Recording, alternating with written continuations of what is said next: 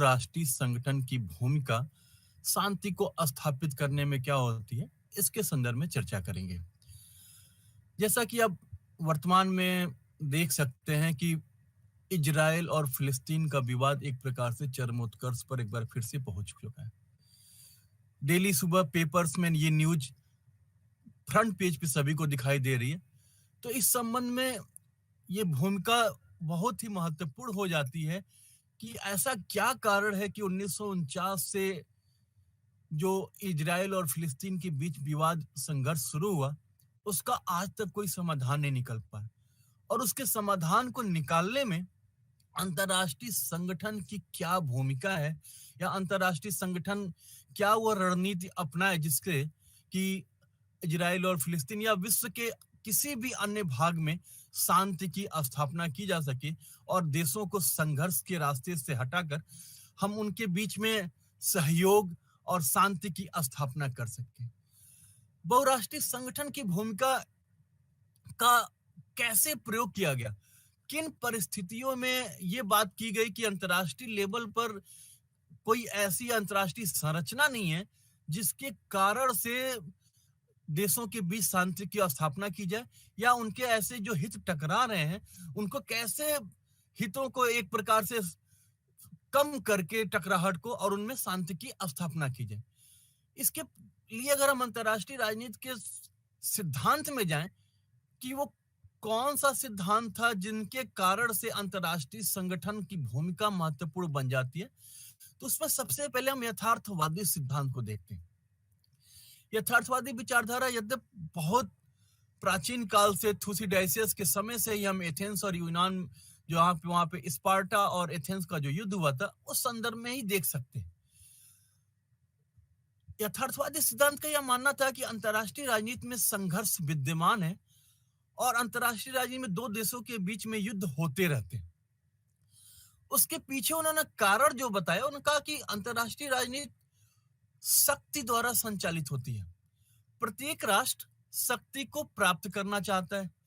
और शक्ति को यथार्थवादी सिद्धांत ने एक प्रकार से राष्ट्रीय हित के रूप में डिसाइड किया था। और चूंकि एक राष्ट्र का राष्ट्रीय हित दूसरे राष्ट्र के राष्ट्रीय हित से टकराहट की स्थिति में रहता है, इसके कारण से अंतर्राष्ट्रीय राजनीति में तनाव या संघर्ष को हम देख सकते हैं। प्रत्येक देश अपनी राष्ट्रीय सुरक्षा को अपने राष्ट्रीय हित का सबसे केंद्र बिंदु मानता है और प्रत्येक राज्य का सुरक्षा का दायित्व तो स्वयं उस राज्य पर ही होता है। इसलिए यथार्थवादियों के अनुसार राष्ट्र की सुरक्षा यूएनओ जैसे संगठन से नहीं की जा सकती। प्रारंभ में यथार्थवादी विचारधारा यह मानती थी कि जब तक राष्ट्र अपने को शक्तिशाली नहीं बनाएंगे, पावर को मैक्सिमाइज नहीं करेंगे, तब तक अंतर्राष्ट्रीय राजनीति में संघर्ष या कोई दूसरा देश उसको हमेशा दबाने का प्रयास करेगा। जैसे एक विचारक थे हेनरी किसिंजर का कहना था कि राज्य का अस्तित्व और उसका सुरक्षा पहला उसका दायित्व है, जिसके साथ कोई भी राष्ट्र किसी प्रकार का कोई समझौता नहीं करता है। आशय है कि सुरक्षा के लिए अन्य तत्वों को यथार्थवादी नहीं स्वीकार करते थे। उनका मानना था कि जब तक राष्ट्र अपने को शक्तिशाली नहीं बनाएगा, तब तक कोई दूसरा संगठन आकर उसकी सुरक्षा की जिम्मेदारी नहीं ले पाएगा। अगर हम यथार्थवादी सिद्धांत के प्रमुख आधारों की बात करें तो यह सिद्धांत संघर्ष के सिद्धांत की बात करता है, शक्ति संतुलन या बैलेंस ऑफ पावर के सिद्धांत की बात करता है, और तीसरा वो आतंक के संतुलन की बात करते हैं। जो संघर्ष के सिद्धांत के समर्थक थे उनका मानना था कि राष्ट्र राज्यों के बीच निरंतर और अनवरत संघर्ष विद्यमान है। अगर हम उदाहरण के रूप में ही देखें तो भारत की आजादी के बाद से ही भारत और पाकिस्तान के बीच हम हमेशा समय समय पर संघर्ष को देख सकते हैं। इजराइल और फिलिस्तीन का विवाद 1949 से लेकर वर्तमान समय तक चला आ रहा है। शीत युद्ध के दौर में हम देखें तो अमेरिका और रूस संघर्ष में विद्यमान थे और उनके कारण यूरोप के देश भी अंतर्राष्ट्रीय राजनीति में एक प्रकार से संघर्ष में पार्टिसिपेट कर रहे थे। तो मार्गेंथाउ जैसे विचारकों ने तो यहां तक माना कि अंतर्राष्ट्रीय राजनीति में संघर्ष के जो पीछे जो मूल कारण है वो मानव स्वभाव होता है। उनका मानव स्वभाव हमेशा अपनी सिक्योरिटी को खोजने का प्रयास करता है और यथार्थवादी सिद्धांत के अनुसार सिक्योरिटी तभी प्राप्त होगी जब हम ज्यादा शक्तिशाली बन जाएं या शक्ति को ज्यादा मैक्सिमम कर सकें। और जब हम शक्ति को मैक्सिमम करने का प्रयास करते हैं तो अंतरराष्ट्रीय राजनीति में किसी भी नियंत्रणकारी सत्ता के अभाव होने के कारण राष्ट्र राज्यों के मध्य चलने वाला संघर्ष जो है वो अस्थायी रूप में विद्यमान होता है। यद्यपि हम देखते हैं कि अगर हम भारत पाकिस्तान संबंध की ही बात करें तो इन दोनों देशों के बीच में संघर्ष विद्यमान है। दोनों देशों ने अपने संबंधों को दूसरे राज्यों के हस्तक्षेप के माध्यम से, संयुक्त राष्ट्र संघ के हस्तक्षेप के माध्यम से इस संघर्ष को कम करने की कोशिश की, लेकिन अभी तक उन दोनों देशों के बीच में किसी भी प्रकार के संघर्ष में कोई कमी नहीं आई। और इसके कारण से हम देखते हैं कि भारत और पाकिस्तान के संबंध सामान्य अन्य देशों के संबंध के तहत नहीं आ पाए। अतः जो यथार्थवादी विचारधारा है वो यही कहती है कि चूंकि दोनों देश, चाहे वो भारत हो या पाकिस्तान हो, अपने पावर को मैक्सिमाइज करने का प्रयास करते रहे। दोनों देश, जहां भारत पहले परमाणु हथियारों का विरोध करता था, लेकिन सिक्योरिटी के कारण उनको लगा कि नहीं, अगर हम आदर्शवादी सिद्धांत के आधार पर ही आगे बढ़ते रहेंगे तो दूसरे देश हमारे ऊपर आक्रमण करके हमको जीत सकते हैं। इसके परिणाम स्वरूप भारत ने भी परमाणु हथियारों का समर्थन कर दिया और भारत ने भी परमाणु हथियारों को अपने अस्त्र का पार्ट बनाया। इसके पीछे केवल कारण यही था कि भारत भी अपने सिक्योरिटी को मैक्सिमाइज करना चाहता था। भारत ये चाहता था कि कभी भी कोई देश उसके ऊपर आक्रमण करने की कोशिश ना करे। अगर भारत परमाणु हथियार संपन्न देश होगा तो भविष्य में उसको सुरक्षा एक प्रकार से मैक्सिमम हो सकेगी और दूसरे देश उसके ऊपर आक्रमण करने का प्रयास नहीं करें। तो इसी प्रकार पाकिस्तान ने उसके बाद फिर पाकिस्तान को भी लगा कि जब तक हमारे पास परमाणु हथियार नहीं होंगे तो फिर हमारे ऊपर भारत कभी भी आक्रमण कर सकता है। तो फिर पाकिस्तान ने भी अपनी सिक्योरिटी को मैक्सिमाइज करने का प्रयास किया। तो यथार्थवादी सिद्धांत यही कहता है कि प्रत्येक राष्ट्र अपने राष्ट्रीय हित को बनाए रखने के लिए अपने पावर को मैक्सिमम करने का प्रयास करता है और इसी के परिणाम स्वरूप हम देखते हैं कि अंतरराष्ट्रीय राजनीति में संघर्ष विद्यमान है। लेकिन इस शक्ति के सतत संघर्ष का अभिप्राय यह नहीं है कि राष्ट्र राज्यों के मध्य निरंतर युद्ध हो रहे हैं। अपितु इसका केवल आशय यह है कि राष्ट्र राज्य शक्ति के लिए निरंतर प्रतिस्पर्धा में लगे रहते। जैसे हम देखते हैं कि दक्षिण एशिया के देशों में ही अगर हम देखें तो भारत चाहता है कि मैक्सिमम दक्षिण एशिया के देश उसका समर्थन करें और इसके लिए समर्थन को प्राप्त करने के लिए भारत ने 1996 में गुजराल डॉक्ट्रिन का एक प्रकार से लाया और उन विदेश नीति में उसका प्रयोग करना सुनिश्चित किया, जिसके अनुसार ये भारत ये सुनिश्चित करना चाहता था कि अगर भारत दक्षिण एशिया के देशों में अगर उसकी क्षमता अधिक है, अगर उसके जीडीपी अधिक है, अगर उसके पास सिक्योरिटी के ज्यादा मेजर्स हैं, तो उसका ये कर्तव्य होता है कि बड़ा होने के कारण कि वो अन्य देशों की सुरक्षा का भी एक प्रकार से जिम्मेदारी ले। और इसी के कारण भारत दूसरे देश, अपने पड़ोसी देशों के जीडीपी को बढ़ाने के लिए, उनके इंफ्रास्ट्रक्चर को ठीक करने के लिए अपना मैक्सिमम प्रयास करता, ताकि अपने पड़ोसी देशों में एक विश्वास की बहाली भारत कर सके कि भारत हमेशा आपके साथ बड़े भाई की भूमिका में। तो भारत तो अपनी तरफ से यह प्रयास करता है, लेकिन जो उसके पड़ोसी देश हैं वो भारत पर कम विश्वास करते हुए अपने सिक्योरिटी को मैक्सिमाइज करने का प्रयास करते हैं। और इसी के परिणाम स्वरूप हम देख पाते हैं कि भारत के पड़ोसी देशों के साथ भारत का उतना अच्छा संबंध नहीं रह पाता है, क्योंकि भारत के पड़ोसी देश भी अपनी शक्ति के प्राप्ति के लिए निरंतर प्रतिस्पर्धा में लगे रहते हैं। ऐसे ही अंतरराष्ट्रीय राजनीति में शक्ति संतुलन या बैलेंस ऑफ पावर का भी कॉन्सेप्ट चलता रहता है। ये अगर हम अंतरराष्ट्रीय राजनीति की बात करें तो सामूहिक कलेक्टिव सिक्योरिटी हो गया। कलेक्टिव सिक्योरिटी की अवधारणा यह कहती है कि अगर हम कुछ देशों का ग्रुप बनाए और ये देश ये मान के चलें कि उन सभी जो समूह में देश है उनके ऊपर अगर किसी देश का आक्रमण होता है तो सभी देशों के ऊपर आक्रमण माना जाएगा। और ऐसी परिस्थिति में कोई अन्य देश दूसरे देश के ऊपर आक्रमण करने से थोड़ा सा बचेगा, क्योंकि उसके लगेगा कि अगर जो सामूहिक सुरक्षा की अवधारणा यह कहती है कि किसी एक देश के ऊपर किया गया आक्रमण सभी देशों के ऊपर आक्रमण माना जाएगा। ऐसी परिस्थिति में वो सभी देश मिलकर उसके ऊपर कहीं आक्रमण न कर दे। तो बैलेंस ऑफ पावर के तहत अंतरराष्ट्रीय राजनीति में शांति और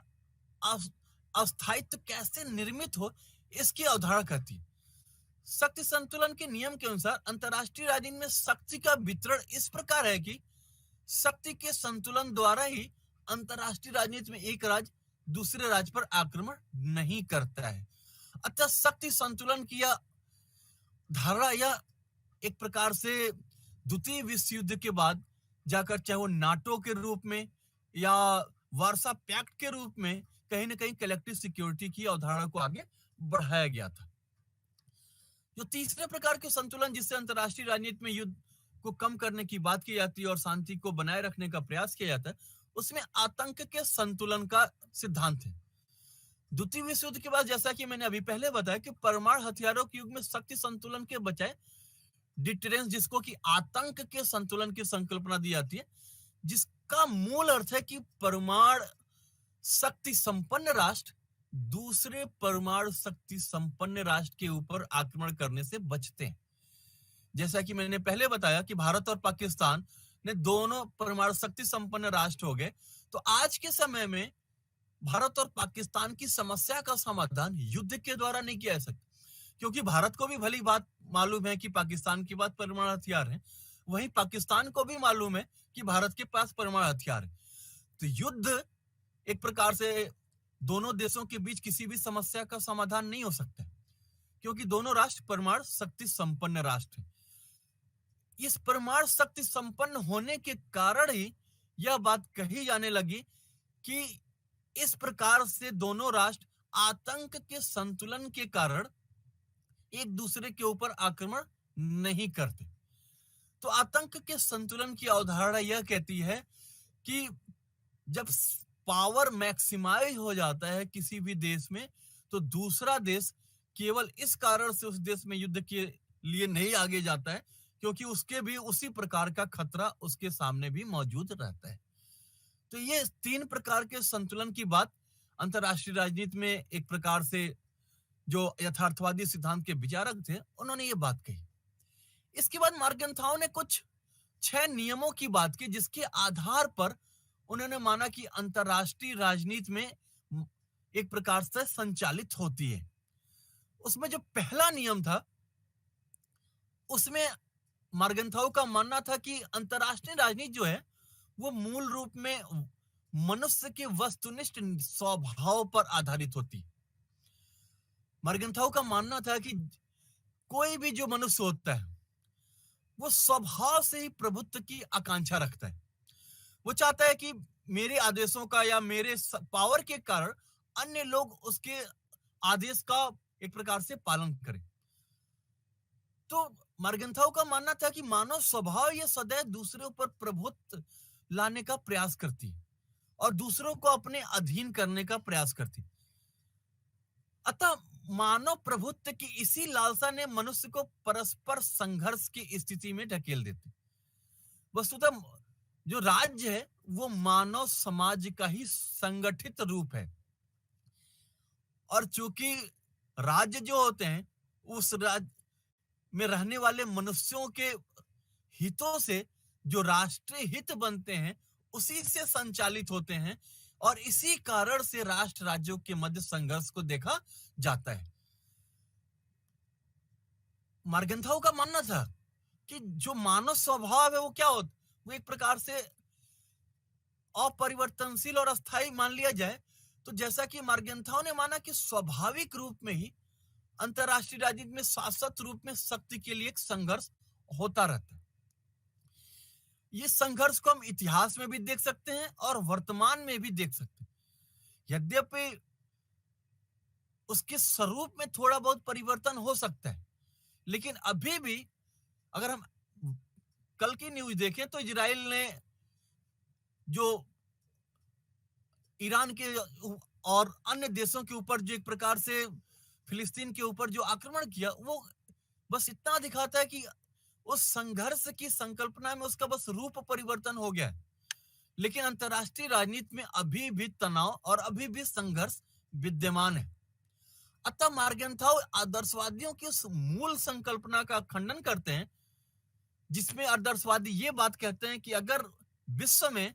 शिक्षा, लोकतंत्र व्यवस्था के द्वारा अगर मानव समाज को नियंत्रित किया जाए तो अंतर्राष्ट्रीय राजनीति में संघर्ष को रोका जा सकता है। मार्गेंथाउ का मानना था कि चूंकि अंतर्राष्ट्रीय राजनीति मनुष्य के राष्ट्रीय हितों द्वारा निर्धारित होती है और राष्ट्रीय हितों में टकराहट की स्थिति हमेशा बनी रहती है, इसके कारण से अंतर्राष्ट्रीय राजनीति में संघर्ष विद्यमान है। जो दूसरा नियम था मार्गेंथाउ के अनुसार अंतर्राष्ट्रीय राजनीति का, उसमें मार्गेंथाउ ये मानते हैं कि अंतर्राष्ट्रीय राजनीति में जो राष्ट्रीय हित होता है वो अंतर्राष्ट्रीय राजनीति का केंद्र होता है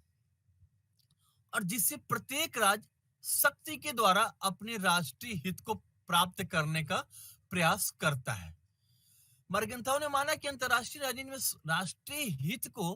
केंद्रीय मानते हुए ही सभी राष्ट्र अपने सिद्धांतों का निर्माण करते हैं। अगर हम ये बात करें कि राष्ट्रीय हित क्या होते हैं, तो राष्ट्रीय हित उस देश में रहने वाले निवासियों के केंद्रीय जो मूल्य होते हैं उससे निर्धारित होते हैं। एक प्रकार से एक भौगोलिक सीमा के भीतर से लेकर राष्ट्र के सांस्कृतिक, सामाजिक प्रभुत्व को बढ़ाने से भी। मार्गेंथाउ के अनुसार विचारधारा नहीं बल्कि राष्ट्रीय हित विदेश नीति के हमेशा आधार होता है और इन्हीं राष्ट्रीय हितों को संरक्षित करने के लिए राष्ट्र राज्य निरंतर शक्ति प्रतिस्पर्धा में लगे रहते हैं। इसलिए मार्गेंथाउ ने तो यहां तक कहा था कि जो राष्ट्रीय हित हैं को संरक्षित करने के लिए अधिकतम शक्ति अर्जित करना एक प्रकार से राष्ट्रों के बीच प्रतिस्पर्धा का मूल कारण है। तो चूंकि राष्ट्रीय हित ही किसी भी देश के विदेश नीति का आधार है और इस राष्ट्रीय हित में एक देश के राष्ट्रीय हित का दूसरे देश के राष्ट्रीय हित से टकराव की स्थिति उत्पन्न होती है, इसी के कारण से अंतर्राष्ट्रीय राजनीति में संघर्ष की स्थिति विद्यमान है। जो तीसरा इंपॉर्टेंट फैक्टर था जो अंतर्राष्ट्रीय राजनीति में संघर्ष के लिए महत्वपूर्ण है, उसमें मार्गेंथाउ के अनुसार जो राष्ट्रीय हित होते हैं वो सदैव परिवर्तनशील होते हैं। परिवर्तनशील होने का मतलब है कि अगर हम भारत के विदेश नीति के संदर्भ में बात करें अगर, तो भारत ने आजादी के पश्चात ही, चूंकि भारत ने ब्रिटिश शासन का शोषण देखा था, भारत ने अंतर्राष्ट्रीय राजनीति में अराजक व्यवहार देखा था, तो इस आदर्श के कारण भारत ने अपनी आजादी के पश्चात वैश्विक स्तर पर निशस्त्रीकरण की बात की, भारत ने वैश्विक स्तर पर परमाणु अप्रसार की बात की, भारत ने अहिंसा के सिद्धांत को अपनी विदेश नीति का प्रमुख अस्त्र बनाया, भारत ने पंचशील के सिद्धांत को विश्व में विदेश नीति का आधार बनाने की बात की। लेकिन उसके परिणाम स्वरूप भारत को क्या मिला? भारत को 1962 में चाइना के साथ युद्ध लड़ना पड़ा, 65 में पाकिस्तान के साथ युद्ध लड़ना पड़ा। और जब भारत अपने राष्ट्रीय हित को संरक्षित करने के लिए जब इन युद्धों से भारत का पाला पड़ा, तो भारत ने भी कि जो राष्ट्रीय हित जो पहले कहती थी कि अहिंसा, परमाणु प्रसार, निशस्त्रीकरण, भारत ने भी अपने राष्ट्रीय हित को परिवर्तन करते हुए और अपने को परमाणु हथियारों से संपन्न राष्ट्र बनाने की कोशिश की। इवन ऐसे देशों से भी संबंध बनाने की प्रयास किया जिससे कि भारत के राष्ट्रीय हित सुरक्षित हो सके। अगर हम एक और उदाहरण के रूप में लें तो म्यांमार के साथ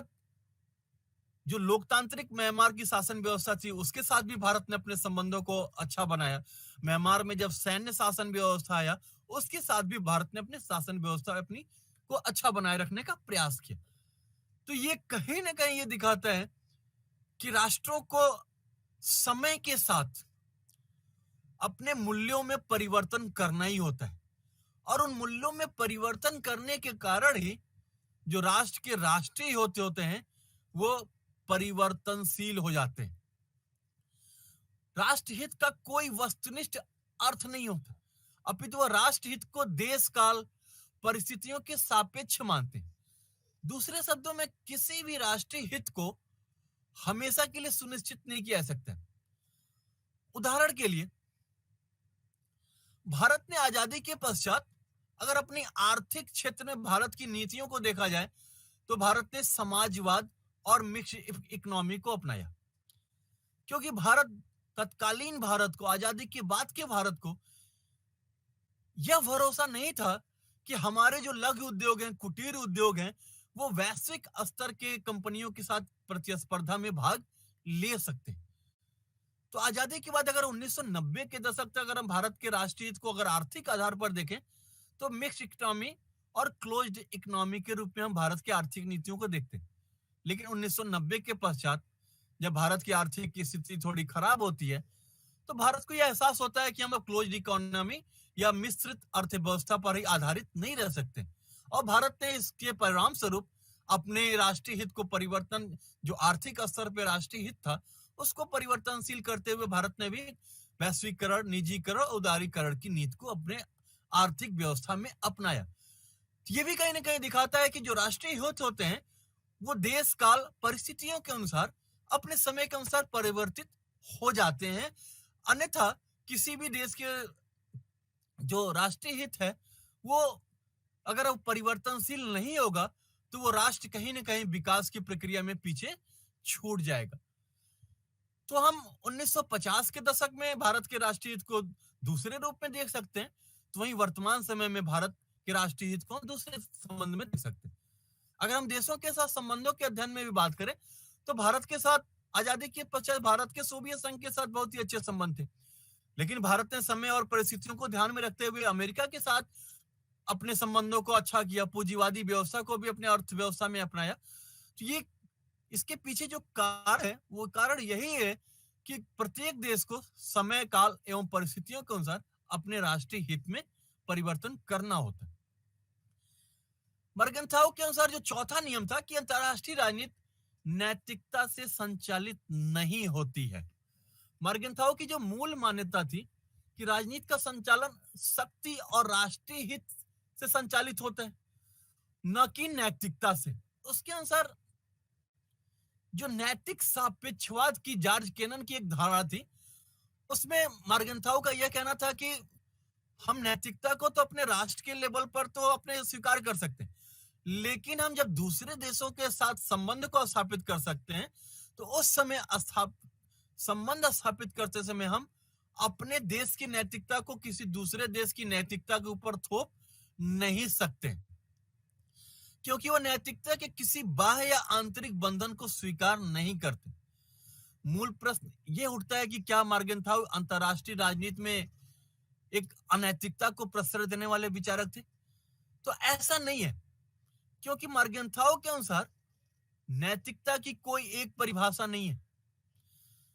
जिसके अनुसार राष्ट्र राज्य को शक्ति अर्जित करना, राष्ट्रीय हितों को संरक्षित करना है। अतः वह मैकियावेली के अनुसार हम माने अगर, तो मर्गेंथाउ नैतिकता से निरपेक्ष है। उनका मानना था कि अंतरराष्ट्रीय राजनीति में हम किसी भी प्रकार के ऐसे नियमों को में बांध नहीं सकते हैं जो सभी देशों के ऊपर एक जैसा लागू हो। जो अंतरराष्ट्रीय राजनीति में मर्गेंथाउ का जो पांचवा नियम था, उनके अनुसार राष्ट्र के जो उद्देश्य होते हैं वो विवेक से संचालित होते हैं, न कि किसी सार्वभौमिक नैतिकता से संचालित होते हैं। मर्गेंथाउ सार्वभौमिक नैतिकता का अभिप्राय उन सार्वभौमिक नैतिक मूल्यों को अपनाना है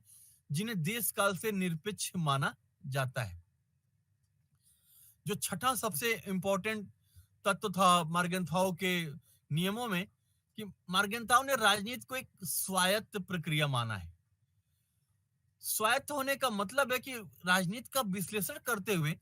मर्गेंथाउ ने कहा कि राजनीति का स्वरूप चाहे वो घरेलू हो या अंतरराष्ट्रीय, वो हमेशा एक समान नहीं होता, क्योंकि राजनीति मूलतः शक्ति के लिए संघर्ष है। अंतर केवल यह है कि घरेलू क्षेत्र में राज्य नामक संप्रभु सत्ता होने के कारण इन संघर्षों पर हम नियंत्रित कर सकते हैं। जैसे अगर भारत में किसी भी प्रकार का आंतरिक संघर्ष हो तो उसको नियंत्रित करने के लिए हमारा राष्ट्र संप्रभु है और हम अपने आंतरिक लेवल पर उसको नियम बनाकर उसको नियंत्रित कर सकते हैं। जैसे अगर हम भारत की सुरक्षा के संबंध, जैसे नक्सलवाद हो गया, कश्मीर की समस्या हो गई, नॉर्थ ईस्ट की समस्या हो गई, तो ये भारत की अपनी घरेलू समस्याएं हैं। और भारत अपनी इन घरेलू समस्याओं को नियंत्रित करने के लिए अपने देश विशेष के संदर्भ में अपने नियम बना सकता है। लेकिन अगर अंतर्राष्ट्रीय राजनीति में किसी केंद्रीय सत्ता के अभाव होने के कारण अंतर्राष्ट्रीय राजनीति को निर्धारित करने के लिए, किसी एक नियमों में बांधने के लिए कोई अंतर्राष्ट्रीय संरचना नहीं थी। और इसी अंतर्राष्ट्रीय संरचना के नहीं होने के कारण यह माना गया था कि अंतर्राष्ट्रीय राजनीति में शक्ति के लिए संघर्ष है। और यहीं से जो अंतर्राष्ट्रीय राजनीति का ये छठा नियम है मार्गेंथाउ का, इसी के परिणाम स्वरूप केनेथ वाल्ज ने नौ यथार्थवाद या संरचनात्मक यथार्थवाद नामक कॉन्सेप्ट दिया। और इस कॉन्सेप्ट में ही अंतर्राष्ट्रीय संगठन की बात की गई कि अंतर्राष्ट्रीय राजनीति में अंतर्राष्ट्रीय कोई संरचना नहीं है जिससे कि राष्ट्रों को एक प्रकार से बैलेंस ऑफ पावर के तहत या राष्ट्रीय हितों के बीच सामंजस्य की स्थापना करते हुए उनके बीच संघर्ष को रोका जा सके। जो संरचनात्मक यथार्थवाद था केनेथ द्वारा, उसमें यह माना गया कि यथार्थवादी सिद्धांत को एक प्रकार से व्यवस्था सिद्धांत के अनुसार के साथ मिलाकर उसकी व्याख्या की गई। दूसरे शब्दों में कहें तो यथार्थवाद का जो विश्लेषण किया गया वो अंतरराष्ट्रीय संरचना के आधार पर किया गया। और अंतरराष्ट्रीय संरचना की प्रकृति को विश्लेषित करते हुए कहा गया, चूंकि अंतरराष्ट्रीय राजनीति में अराजकता है और इस अराजकता के कारण जो है वो ये है कि अंतरराष्ट्रीय राजनीति में किसी प्रकार की कोई अंतरराष्ट्रीय संरचना नहीं है जिसमें राज्य और राष्ट्रों के व्यवहार को नियंत्रित किया जा सके। अतः केनेथ वाल्ज की जो संकल्पना थी वो हाब्स के प्राकृतिक अवस्था की संकल्पना के आधार पर थी। हाब्स की प्राकृतिक अवस्था की जो संकल्पना थी उसमें भी यह माना जाता था कि प्रत्येक राष्ट्र के भीतर प्रत्येक मनुष्य में स्वार्थ है, प्रत्येक व्यक्ति अपने हितों को प्राप्त करना चाहता है। और चूंकि प्रत्येक व्यक्ति अपने हितों को प्राप्त करना चाहता है, इस कारण से मनुष्य में आपस में टकराव की स्थिति है। और इसी टकराव को दूर करने के लिए हाब्स ने सोशल कॉन्ट्रैक्ट सिद्धांत दिया। और सोशल कॉन्ट्रैक्ट में हाब्स ने यह बताया कि सोशल कॉन्ट्रैक्ट के अंतर्गत प्रत्येक व्यक्ति के साथ ऐसा समझौता करता है कि वह अपनी शक्ति को एक ऐसे संप्रभु संगठन में या एक ऐसे संप्रभु निकाय में इस शर्त पर देता है कि सामने वाला व्यक्ति भी अपने सभी अधिकारों को, अपने सभी हितों को उसकी संप्रभु संस्था में देगा। और वो संप्रभु संस्था एक प्रकार से लोगों के बीच में शांति की स्थापना करेंगी और उनके बीच जो निहित स्वार्थ जो टकरा रहे हैं उनमें सामंजस्य लाने का प्रयास करेगी, जिससे कि व्यवस्था को सही प्रकार से चलाया जा सके। तो हाब्स ने अपने सिद्धांत में ये बात की, वैसे ही केनेथ वाल्ज ने भी बोला कि अगर अंतरराष्ट्रीय स्तर पर एक कोई अंतरराष्ट्रीय संरचना हो या अंतरराष्ट्रीय संगठन हो या बहुराष्ट्रीय संगठन हो जिससे कि हम अंतरराष्ट्रीय राजनीति को अराजकता से दूर कर सके। और इसी परिप्रेक्ष्य में अंतरराष्ट्रीय और बहुराष्ट्रीय संगठन की जो भूमिका है वो निकलकर सामने आती है कि कैसे अंतरराष्ट्रीय राजनीति को हम अराजकता से दूर कर शांति और व्यवस्था के रास्ते पर ला सके। तो आइए हम देखते हैं कि इस टॉपिक के अंतर्गत हमें क्या क्या पढ़ना है। इस टॉपिक के अंतर्गत हम अंतरराष्ट्रीय और बहुराष्ट्रीय संगठन की क्या एक बेसिक डिफिनीशन होती है उसके देखेंगे। और द्वितीय विश्व युद्ध की समाप्ति के बाद संयुक्त राष्ट्र संघ अंतरराष्ट्रीय शांति और सुरक्षा को बनाए रखने में कितना महत्वपूर्ण रहा है और कितना सफल रहा है और क्या कारण ऐसे रहे जिसके कारण से संयुक्त राष्ट्र संघ उतना अधिक सफल नहीं हो पाया अंतर्राष्ट्रीय शांति को बनाए रखने में। इसके बाद हम देखेंगे कि निरस्त्रीकरण को प्राप्त करने और आतंकवाद के खतरे से निपटने में यूएन की क्या भूमिका रही। यदि हम देखें तो अभी भी विश्व के स्तर पर आतंकवाद की घटनाएं बढ़ ही रही हैं। भारत जो कि 1947 के पश्चात से ही आतंकवाद की समस्या को वैश्विक स्तर पर उठाता रहा था, लेकिन तत्कालीन समय में विश्व के देशों के द्वारा भारत की जो आतंकवाद से संबंधित समस्या थी, भारत ये कहता था कि आतंकवाद की समस्या एक प्रकार से वैश्विक स्तर पर विद्यमान है, लेकिन विश्व के देश इसको भारत की समस्या बताकर आतंकवाद की समस्या की तरफ अपना पर्याप्त ध्यान नहीं दे रहे थे। लेकिन 9/11 की घटना के पश्चात जब अमेरिका को भी आतंकवादी घटनाओं का एहसास हुआ, तब जाकर आतंकवाद के बारे में विश्व के सभी देशों का रवैया जो था वो गंभीर हुआ। और उसके पश्चात हम देखते हैं कि संयुक्त राष्ट्र संघ ने भी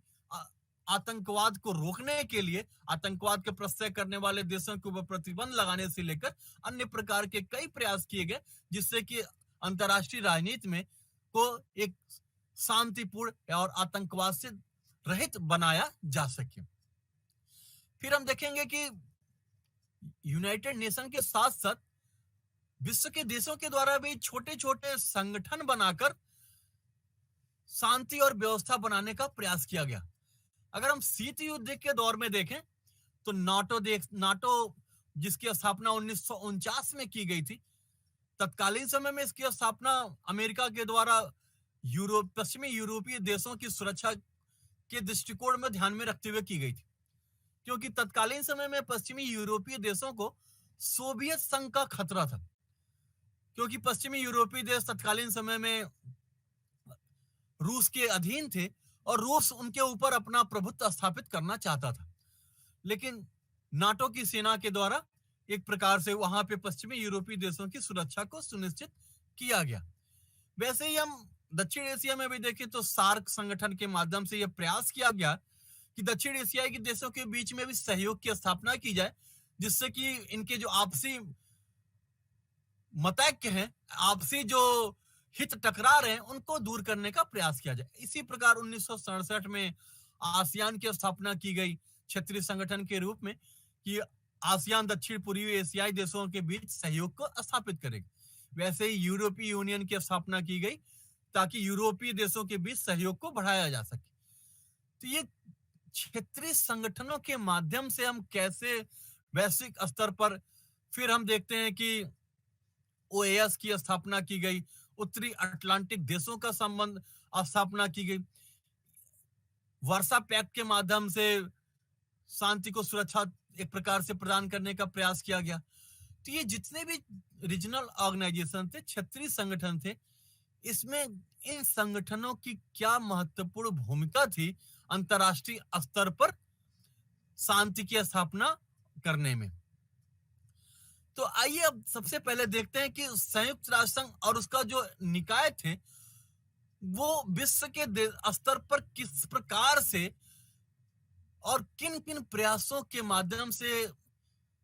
अंतर्राष्ट्रीय शांति को बनाए रखने का प्रयास किया। जैसा कि हम सभी जानते हैं कि संयुक्त राष्ट्र संघ एक वास्तव में एक वैश्विक अंतर सरकारी संगठन है जो निम्नलिखित उद्देश्यों को प्राप्त करने के लिए 1945 में इसकी स्थापना की गई थी। अगर हम इसके उद्देश्यों की बात करें तो दुनिया में शांति बनाए रखना और युद्ध को समाप्त करने का प्रयास करना। इसका जो दूसरा उद्देश्य था वो यह था कि दुनिया भर में आर्थिक, सामाजिक, शैक्षिक, वैज्ञानिक और सांस्कृतिक प्रगति को प्रोत्साहित करके संघर्ष के कारणों को दूर किया जाए। सभी मनुष्यों के व्यक्तिगत अधिकारों और लोगों एवं राष्ट्रों के अधिकारों की रक्षा की जाए। संयुक्त राष्ट्र संघ इन सभी सुरक्षात्मक उपायों को अपने कुछ जो संगठन है उसके माध्यम से इसकी सुरक्षा करने का प्रयास करता है।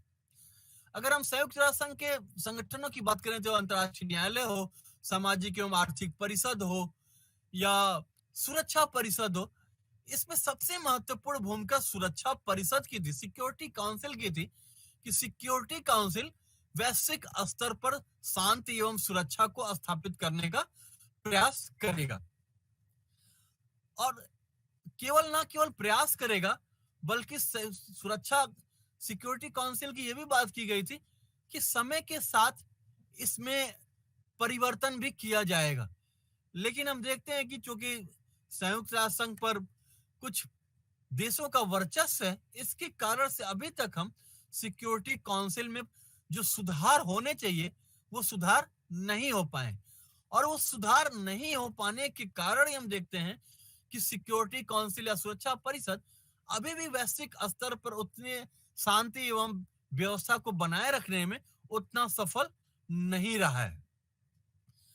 तो आइए अब देखते हैं कि सिक्योरिटी काउंसिल या संयुक्त राष्ट्र संघ शक्ति प्रबंधन संगठन के रूप में कितना सफल रहा है और कितना असफल रहा है। यदि हम इसके सफलता की बात करें या असफलता की बात करें तो देखते हैं, हम कह सकते हैं कि संयुक्त राष्ट्र संघ को एक प्रकार से मिश्रित रूप में ही सफलता मिली। यह कहना उचित होगा कि संयुक्त राष्ट्र संघ शांति के प्रयासों की तुलना में अधिक सफल रहा, विशेषकर उन संगठनों में जो सीधे तौर पर महाशक्तियों के हितों को प्रभावित नहीं करते थे। इसका तात्पर्य है कि संयुक्त राष्ट्र संघ उन विवादों में तो ज्यादा सफल रहा जिसमें महाशक्तियों की कोई भूमिका नहीं थी, लेकिन जहां पे भी महाशक्तियों के हित टकराते थे उन जगहों पे संयुक्त राष्ट्र संघ उतना ज्यादा सफल नहीं हुआ। जैसे हम कांगो में गृह युद्ध 1944 की बात करें या कोरियाई संकट की बात करें, तो ऐसे संकट में हम संयुक्त राष्ट्र संघ को हम देख सकते हैं कि संयुक्त राष्ट्र संघ ने प्रभावशाली भूमिका को निभाते हुए उन राज्यों में शांति स्थापना करने में सहायक सिद्ध हुए। लेकिन जहां पे भी महाशक्तियों के हित प्रभावित हो रहे थे वहां पर संयुक्त राष्ट्र संघ उतना सफल नहीं हुआ। जैसे यूएसएसआर के हित 1956 में हंगरी संकट और 1968 के चेक संकट में प्रभावित हो रहे थे। यह इसलिए हुआ कि सोवियत संघ ने संयुक्त राष्ट्र संघ की अनदेखी की या उपेक्षा की और संयुक्त राष्ट्र संघ का जो आदेश था उसको मानने से इनकार कर दिया। संयुक्त राष्ट्र संघ की सफलता को स्पष्ट करने का जो सबसे अच्छा तरीका है यह है कि हम जो प्रमुख विवाद थे उसमें संयुक्त राष्ट्र संघ ने क्या भूमिका की, चाहे वो शीत युद्ध के दौर की बात हो या शीत युद्ध के दौर के पश्चात की बात हो। तो हम आइए संयुक्त राष्ट्र संघ का मूल्यांकन उन संकटों के आधार पर करते हैं जिसके आधार पर हम ये कह सकते हैं कि संयुक्त राष्ट्र संघ कितना सफल रहा या कितना असफल रहा। तो ये जो इसमें जो सबसे प्रमुख विवाद है जो वर्तमान समय में भी वैश्विक मानवता के ऊपर या विश्व के स्तर पर हम देख सकते हैं, तो वह है फिलिस्तीन विवाद। 1947 में यहूदियों और अरबों के बीच का ये जो विवाद था इसको संयुक्त राष्ट्र संघ के समक्ष लाया गया। इसमें एक जांच के पश्चात यह कहा गया कि संयुक्त राष्ट्र ने फिलिस्तीन को विभाजित करने का फैसला किया जिसने यहूदी राज्य इजराइल की स्थापना की। यह संयुक्त राष्ट्र के सबसे विवादास्पद फैसलों में से एक था और इसका पीछे कारण यह था कि इस निर्णय को अरब राज्यों के द्वारा स्वीकार नहीं किया गया। फिलिस्तीन के प्रश्न पे हम अगर देखें तो संयुक्त राष्ट्र संघ 3 बार अरब इजराइल युद्ध, चाहे 1948-49 का हो या 1967 का हो या 1973 का हो या फिर वर्तमान में भी हम देख सकते हैं कि इजराइल और फिलिस्तीन के बीच का जो विवाद है वो अपने चरमोत्कर्ष पर पहुंच रहा है। इजराइल के द्वारा लगातार अपने हितों को संरक्षित करने के लिए फिलिस्तीन के ऊपर आक्रमण किया जा रहा है। तो ये संयुक्त राष्ट्र संघ की कहीं न कहीं असफलता को ही दिखाता है और इसके पीछे जो मूलभूत कारण है कि इजराइल को कहीं न कहीं अमेरिका का समर्थन हासिल है और अमेरिका का समर्थन हासिल होने के कारण ही हम ये कह सकते हैं कि संयुक्त राष्ट्र संघ का जो आदेश है उसको इजराइल उतना मजबूती से पालन नहीं कर रहा है। तो ये आवश्यक हो जाता है कि संयुक्त राष्ट्र संघ इजराइल और फिलिस्तीन के विवाद में अपनी प्रभावशाली भूमिकाओं को निभाए, जिससे कि जो मानवाधिकार का उल्लंघन हो रहा है, जो मानवता एक प्रकार से शर्मसार हो रही है, उसको रोका जा सके। क्योंकि युद्ध में केवल आतंकवादियों को ही उससे नुकसान नहीं होता है, बल्कि उसमें आम इंसान को भी युद्ध का कुछ न कुछ परिणाम भुगतना पड़ता है, जो कि किसी भी दृष्टिकोण से सही नहीं है। एक अन्य संकट की हम बात करते हैं, कोरियाई संकट की, जो कि 1950 से लेकर 1953 के बीच हुआ था। अगर हम संयुक्त राष्ट्र संघ की सफलता की बात करें, तो यह एकमात्र ऐसा अवसर था जिस पर संयुक्त राष्ट्र संघ ने निर्णायक कार्रवाई करने में सक्षम रहा था। कोरियाई संकट यह था कि 1950 में कम्युनिस्ट उत्तर कोरिया ने दक्षिण कोरिया पर हमला कर दिया था। तो सुरक्षा परिषद ने तुरंत उत्तर कोरिया की निंदा करते हुए एक प्रस्ताव पारित किया और कहा कि दक्षिण कोरिया को मदद भेजने के लिए संयुक्त राष्ट्र संघ के सदस्यों से कहा।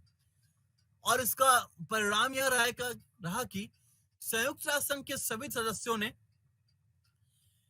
दक्षिण कोरिया को मदद भेजने के लिए तुरंत तैयार हो गए। हालांकि रूसी प्रतिनिधियों ने जल्द ही इस बहिष्कार को समाप्त कर दिया था और बाद में इस कार्रवाई के लिए 16 देशों के सैनिकों ने दोनों कोरियाई देशों के बीच संघर्ष को समाप्त किया और 38वीं समानांतर रेखा के साथ दोनों कोरिया देशों के बीच सीमा को संरक्षित कर दिया गया और एक प्रकार से उत्तर कोरिया और दक्षिण कोरिया का जो विवाद था, यह एक सफलतापूर्वक इसको अपने शांति स्थापित कर लिया गया। यद्यपि अगर हम पश्चिमी देशों द्वारा इस महान सफलता के रूप में दर्शाया गया था, वास्तव में यह एक अमेरिकी अभियान था। अधिकांश जो सैनिक थे संयुक्त राष्ट्र शांति सेना के, वो अमेरिकन थे और सुरक्षा के परिषद से जो प्रस्ताव मिला था, उसके एक दिन पहले ही अमेरिकी सरकार ने सैन्य हस्तक्षेप करने का फैसला कर लिया था। रूसियों की अनुपस्थिति ने संयुक्त राष्ट्र के इस अभियान को संयुक्त राष्ट्र के अभियान में पूर्णतः बदल दिया। जो एक अन्य संकट की हम बात करते हैं जिसमें कि संयुक्त राष्ट्र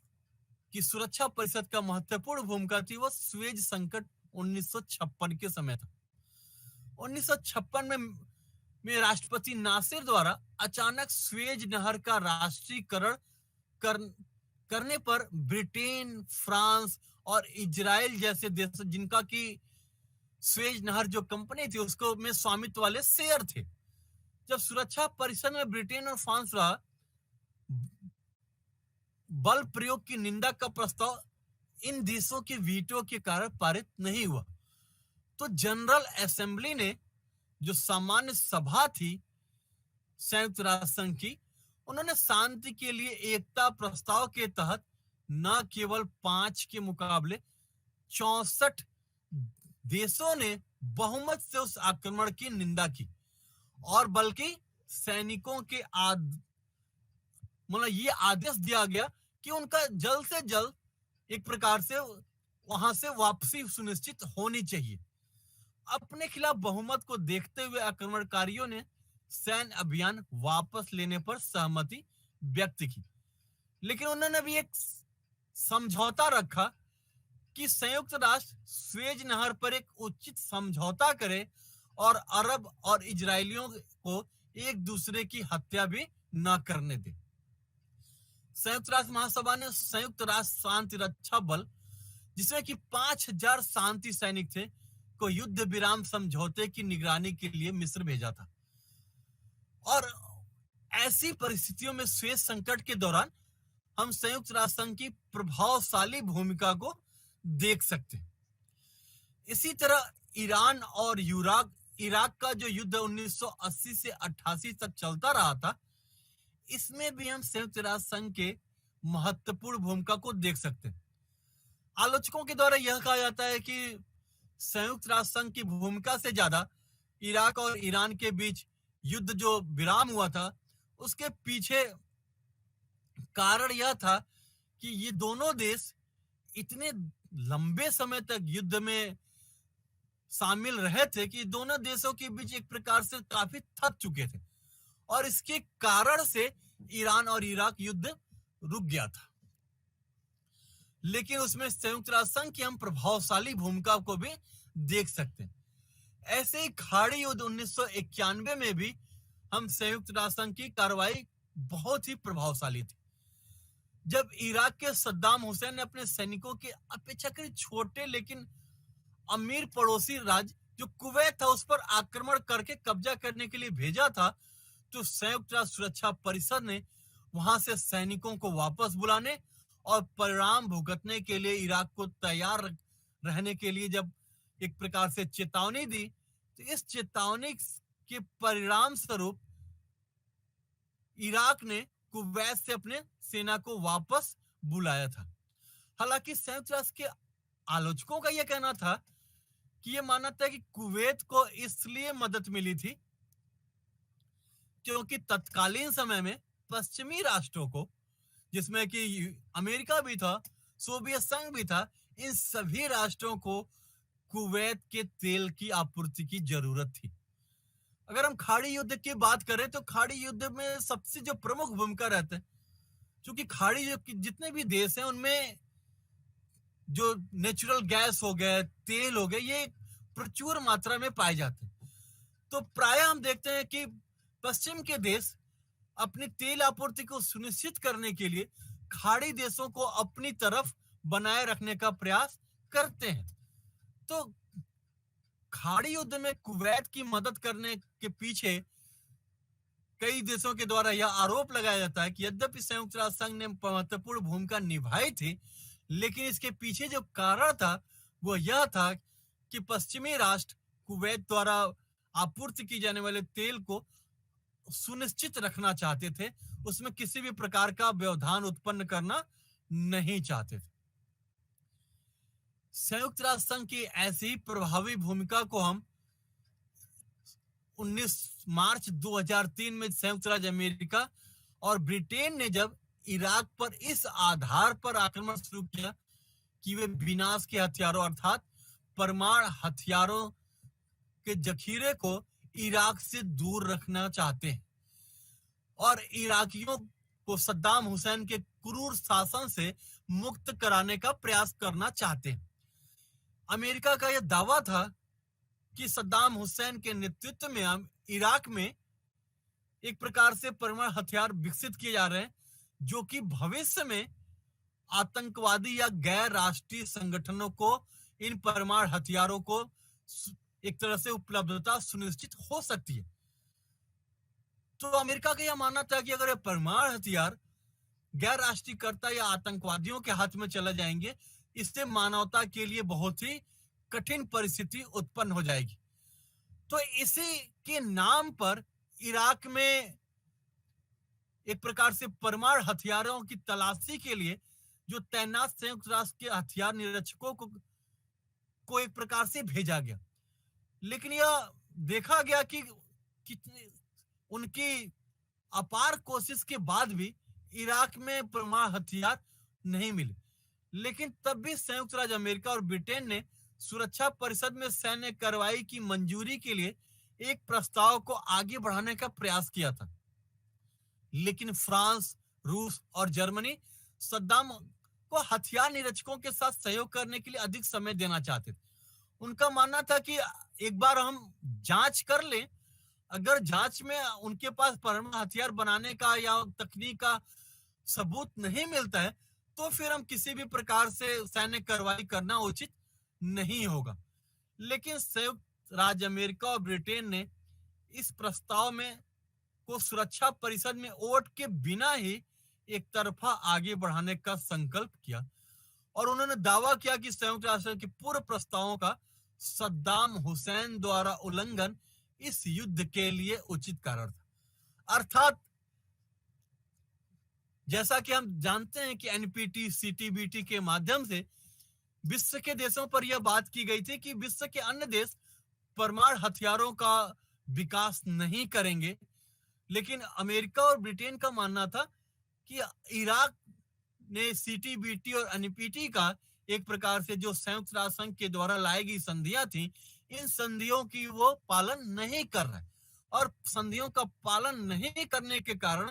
हम यह इंतजार नहीं कर सकते हैं कि उनके पास परमाणु हथियार है या नहीं। हम केवल इस आधार पर इराक के ऊपर आक्रमण करना चाहते हैं क्योंकि इराक परमाणु हथियारों को बनाने के क्रम में आगे बढ़ रहा है। इस प्रकार हम कह सकते हैं कि संयुक्त अमेरिका और ब्रिटिश कार्रवाई जो थी वो कहीं ना कहीं संयुक्त राष्ट्र की प्रतिष्ठा के लिए एक प्रकार का गंभीर झटका थी, क्योंकि अमेरिका और ब्रिटेन ने संयुक्त राष्ट्र संघ के द्वारा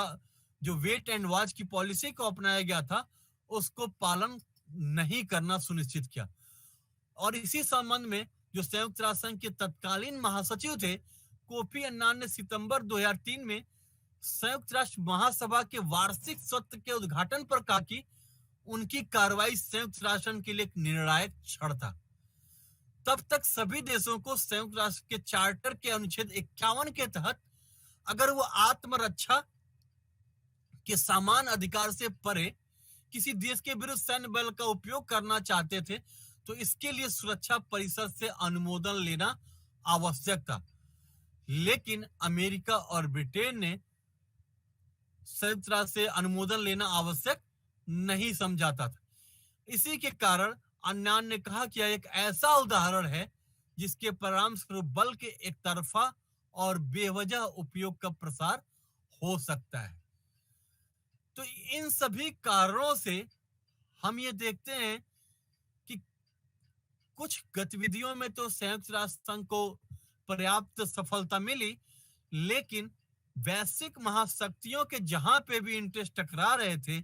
वहां पर संयुक्त राष्ट्र संघ को उतनी सफलता नहीं मिली जितनी कि एक अंतर्राष्ट्रीय संगठन होने के कारण संयुक्त राष्ट्र संघ को मिलनी चाहिए थी। तो आइए उन कारणों का विश्लेषण करें जिसके कारण से संयुक्त राष्ट्र संघ को उतनी सफलता नहीं मिली थी। उसके पीछे जो सबसे बड़ा कारण था कि संयुक्त राष्ट्र संघ का अपनी कोई अस्थायी सेना नहीं थी। जैसा कि हम सभी जानते हैं कि संयुक्त राष्ट्र संघ की जो सेना है वो उसमें जो संयुक्त राष्ट्र संघ के सदस्य देश हैं, सदस्य देश जितनी सेना संयुक्त राष्ट्र संघ के लिए भेजता है उसी के आधार पर संयुक्त राष्ट्र संघ को अपने कार्यों को संचालित करना होता है। अर्थात सेना के लिए संयुक्त राष्ट्र संघ को अपने सदस्य देशों के ऊपर ही निर्भर रहना पड़ता है। और इसमें अगर हम भारत के लिए सकारात्मक देखें तो संयुक्त राष्ट्र संघ के हमेशा शांति अभियानों में भारत की सेना ने बढ़ चढ़कर भाग लिया है। तो जो संयुक्त राष्ट्र संघ की असफलता के पीछे जो सबसे प्रमुख कारण था कि संयुक्त राष्ट्र संघ के पास एक प्रकार से संप्रभु सेना नहीं थी और उनको सेना के लिए हमेशा दूसरों के ऊपर ही डिपेंडेंट रहना पड़ा। इसके साथ जो P5 कंट्रीज थे, संयुक्त राज्य अमेरिका, रूस, चीन, ब्रिटेन, फ्रांस, इन देशों के बीच हमेशा एक मत का अभाव था। और इसको हम सबसे बेहतर दृष्टिकोण से अगर देखें तो इसको हम भारत के संदर्भ में हमेशा देख सकते हैं, क्योंकि भारत जो कि दुनिया का सबसे बड़ा लोकतांत्रिक देश है, भारत जो कि जीडीपी में एक प्रकार से दिन प्रतिदिन आगे बढ़ रहा है, भारत जो कि वर्तमान में तीसरी सबसे बड़ी अर्थव्यवस्था बनने के कगार पे है, तो भारत हमेशा सुरक्षा परिषद में अस्थायी सदस्यता का अपना दावा पेश करता है। लेकिन P5 कंट्रीज जो कि इनके बीच जो वीटो है, संयुक्त राष्ट्र सुरक्षा परिषद में ऐसा नियम है कि अगर एक भी सदस्य ने वीटो कर दिया तो उसके निर्णय को प्रभावी नहीं बनाया जा सकता। तो P5 कंट्रीज के बीच में हमेशा एक मत का अभाव था और उस एक मत के अभाव के कारण आज तक सिक्योरिटी काउंसिल में जो सुधार होने चाहिए, भारत को जो कि एक मेंबरशिप मिलना चाहिए अस्थायी सदस्यता की, वो आज तक भी भारत अस्थायी सदस्य नहीं बन पाया है। और यह संयुक्त राष्ट्र संघ के मतलब उसके शांति अभियानों की या वैश्विक स्तर पर सुरक्षा को सिक्योर करने की ओर सबसे बड़ा झटका माना जाता है। जो संयुक्त राष्ट्र संघ के जो तीसरा सबसे महत्वपूर्ण कारण है कि वो सफल नहीं हो पाया, उसमें हम धन की कमी को देख सकते हैं। जैसे कि संयुक्त राष्ट्र संघ अपने सुरक्षा के लिए, अपने शांति अभियानों के लिए सेना के रूप में दूसरे देशों के ऊपर निर्भर है, वैसे ही संयुक्त राष्ट्र संघ अपनी आर्थिक क्रियाकलापों के लिए भी एक प्रकार से संयुक्त राष्ट्र के सदस्य देशों के ऊपर ही निर्भर होते। संयुक्त राष्ट्र के सदस्य देश अपने कोष से जितनी सहयोग राशि संयुक्त राष्ट्र को प्रदान करते हैं, उसी के अनुसार संयुक्त राष्ट्र संघ अपनी आर्थिक गतिविधियों को संचालित करता है। क्योंकि जो देश ज्यादा वित्तीय सहयोग करते हैं संयुक्त राष्ट्र संघ के संगठन में, हम प्रायः देखते हैं कि उन देशों का संयुक्त राष्ट्र संघ के निर्णयों पर ज्यादा प्रभाव दिखता है। जबकि संयुक्त राष्ट्र संघ का जो अस्तित्व आया था, वो एक प्रकार से विश्व के सभी देशों को बराबरी के आधार पर देखने का प्रयास करने का आधार पर आया था। ऐसा यह माना गया था कि संयुक्त राष्ट्र संघ अपने सभी देशों के साथ बराबरी का व्यवहार करेगा और किसी भी देश के साथ किसी भी प्रकार का पक्षपातपूर्ण निर्णय नहीं करेगा। लेकिन चूंकि जो भी देश अर्थव्यवस्था में संयुक्त राष्ट्र संघ की आर्थिक क्रियाकलापों में ज्यादा योगदान करता है, उसके हम संयुक्त राष्ट्र संघ के निर्णयों पर उस देश का हम प्रभावी एक प्रकार से ध्यान देख सकते हैं। जो संयुक्त राष्ट्र संघ के असफलता या उसके अंतर्राष्ट्रीय शांति को बनाए रखने में जो अन्य कारण है कि संयुक्त राष्ट्र संघ के जो सदस्य देश, उनमें आपस में ही सहयोग विद्यमान नहीं है। चाहे वो क्षेत्रीय स्तर पर ही हम देखें या बड़े स्तर पर देखें। संयुक्त राष्ट्र संघ तो एक बड़े स्तर पर हम देखें, छोटे स्तर पर ही सार्क जैसे देश देखें तो दक्षिण एशिया के देशों के अगर सहयोग को देख पाते तो आज के समय में दक्षिण एशिया के देश अपने विकासशील प्रक्रिया से आगे निकलते हुए कहीं विकसित देश बनने की ओर कगार पे होते, लेकिन हम इन देशों के बीच में ही आपस में सहयोग नहीं देख पाते। इस प्रकार संयुक्त राष्ट्र संघ के जो सदस्य देश हैं, उनमें भी आपस में सहयोग की जगह पर असहयोग ज्यादा विद्यमान रहता है। उदाहरण के रूप में हम संयुक्त राष्ट्र अमेरिका, सोवियत संघ के द्वारा जो शीत युद्ध का दौर चला, उस दौर में संयुक्त राष्ट्र संघ अस्तित्व में रहने के बाद भी वैश्विक स्तर पर हम कहीं न कहीं अशांति की स्थिति, युद्ध के विद्यमान होने के खतरों को हम देख सकते थे। संयुक्त राष्ट्र संघ प्रयास करता रहा कि विश्व शीत युद्ध के दौर से बाहर निकलकर विश्व के सभी देशों के प्रकार से विकसित या विकास की ओर राह पर ले जाने का प्रयास करें। लेकिन हम तत्कालीन समय में भी देखते हैं कि विश्व के देश दो देशों में बटे हुए थे। एक तरफ पूंजीवादी विचारधारा का नेतृत्व अमेरिका कर रहा था, तो वहीं मार्क्सवादी विचारधारा का नेतृत्व सोवियत संघ कर रहा था। तो संयुक्त राष्ट्र के 1945 में अस्तित्व में आने के बाद भी 1990 तक विश्व के जो देश थे, वे संयुक्त राष्ट्र संघ में विश्वास करने की जगह पर अपने अपने जो गुट थे, उन गुटों के प्रति ज्यादा सहयोग दिखा रहे थे। और ये सबसे महत्वपूर्ण कारण बना जिसके कारण से संयुक्त राष्ट्र संघ उतना सफल नहीं हो पाया। इस जो एक अन्य महत्वपूर्ण कारण था कि विश्व के देश संयुक्त द्वारा जो शांति अभियान थे, जो निशस्त्रीकरण की बात की जा रही थी, उसके ऊपर भी भरोसा नहीं कर रहे थे, बल्कि विश्व के देश हारों की होड़ को और शस्त्रीकरण की ओर आगे बढ़ रहे थे। विश्व के सभी देशों का जो जीडीपी का एक निश्चित परसेंटेज सैन्य हथियारों की खरीद फरोख्त में जा रहा था, जहां एक प्रकार से संयुक्त राष्ट्र संघ सभी देशों से यह अपील कर रहा था कि विश्व के सभी देश अपने हथियारों के जखीरे को कम करें, लेकिन उसके उत्तर में विश्व के जो सभी देश थे, उनके जीडीपी का जो परसेंटेज था वो डे बाय डे कहीं न कहीं उनकी सुरक्षा में बढ़ता चला जा रहा था। इस कारण से भी संयुक्त राष्ट्र संघ उतना सफल नहीं हुआ। परमाणु हथियारों के खतरे पर अल्बर्ट आइंस्टीन ने कथित तौर पर कहा भी था कि मैं नहीं जानता कि तीसरा विश्व युद्ध किन हथियारों से लड़ा जाएगा, लेकिन चौथा युद्ध पत्थरों और डंडों से लड़ा जाएगा, यह मैं निश्चित तौर पर कह सकता हूं। तो संयुक्त राष्ट्र संघ जहां निरस्त्रीकरण की बात कर रहा था, लेकिन विश्व के देश परमाणु हथियारों की तरफ आगे बढ़ रहे थे, जिससे कि हम संयुक्त राष्ट्र संघ की जो सफलता थी उसको थोड़ा सा कम देख सकते हैं। इसी प्रकार जो राज्यों के बीच हथियारों की जो दौड़ थी, और इसके कारण से हम देख सकते हैं कि जो संयुक्त राष्ट्र संघ के चार्टर में निशस्त्रीकरण की बातचीत थी, उसकी प्रभावी संकल्पना कभी भी विश्व के द्वारा स्वीकार नहीं की गई, जिससे कि संयुक्त राष्ट्र संघ उतना सफल अभी शांति अभियानों में नहीं हो पाया है। कहीं न कहीं विश्व के सभी देशों को संयुक्त राष्ट्र संघ के जो शांति अभियान है और उसके जो निर्णय हैं, उसमें संयुक्त राष्ट्र संघ के साथ खड़ा होना पड़ेगा, जिससे कि हम विश्व को एक शांति के मार्ग पर ले जा सकें। धन्यवाद। Thank you.